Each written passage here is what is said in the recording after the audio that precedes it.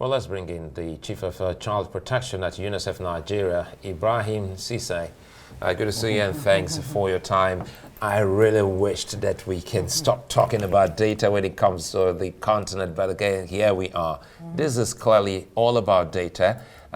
Those children are not being captured, but there seems to be an effort in collaboration with the Nigeria's First Lady. But again, paint for us a picture of how dire this problem is. Thank you for having me, and it's a pleasure to be here once again. What is critical here is you're talking about 22,977 children that are born each day in Nigeria, which means that statistic and every one number represents a child, wherein their right to a name and nationality, to be a Nigerian, stems from the fact that your birth has to be registered and a birth certificate issued. So which tells us that 957 children to 1,000 are born each hour. Right. So in a sense, you're talking about 8 million children that are born per year in Nigeria. So you really need the effective infrastructure, the manpower, both technical and financial resources to ensure, as enshrined within the Constitution, that every child's birth should be registered. So it's a right, and they have to enjoy it. But are we making it possible? That's the question. So like today, it really brought all the relevant stakeholders together, mobilizing a whole of community to say, for our children not to be missing in terms of data or in terms of a statistic, as a Nigerian, birth registration has to be. So social mobilization efforts are very critical in this particular endeavor, wherein you saw traditional and religious leaders gathered as part of a composite across society, both from the executive, women's organizations, youth, and even part of the executive to say, we should really come together to really push things forward so that births are registered. And I would say one thing. Yeah. This is one of the few SDG goals that Nigeria can achieve. And that's the point. So how can Nigeria fast track this to be able to achieve it? I mean, because it's even troubling, because you would think that this was the job of the local governments to register births and deaths. It wasn't always the case that Nigerians would not register births. I wonder what went wrong. How can we now close the gap very quickly? This is basically both a demand and supply issue. People should first see the importance of birth registration, and then they will register their children. So if the incentives are not there with regards to what really needs to be done, and the supply component in terms of having the infrastructure and the capacities to do so, obviously you'll be able to see the cracks. One thing that I could practically we've been looking at, one is the integration of birth registration with primary healthcare interventions, where you give a vaccine, make sure a child's birth is registered. If they are receiving vitamin A supplementation, make sure a child's birth is registered.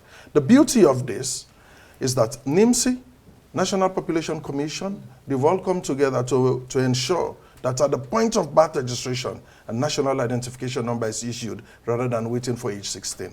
So what does this mean? Once now you register the child, and then we'll also be looking at immunization records. So this is now being a sort of a dual win-win situation. And if you are now getting into school, where is your birth certificate? And then in terms of you getting into, for you to be entered, within the school system. So there are a lot of advantages in terms of looking at this. Planning purposes with regards to where we should be able to situate our social services so that children will be able to access those in an effortless manner. The game plan here, when you look in terms of the change in business processes, how can families access birth registration at no cost? So services have to be brought to the household footsteps, and registration occurs, and a birth certificate will then be issued to those particular children when it's being needed most. Especially in the rural areas. Well, right? basically the statistics, also Yeah. portrayed it, because when you look in terms of rural areas, and then more especially in far locations wherein the services are not really reaching them, it's really low, 44%, which is so dismal. So what is required here is putting an interest, because His Excellency the President on the 8th of November last year said, oh, hallelujah, I'm here to really support birth registration as part of civil registration by making sure that there is a digital system for this to occur, geospatial, and even a committee set up.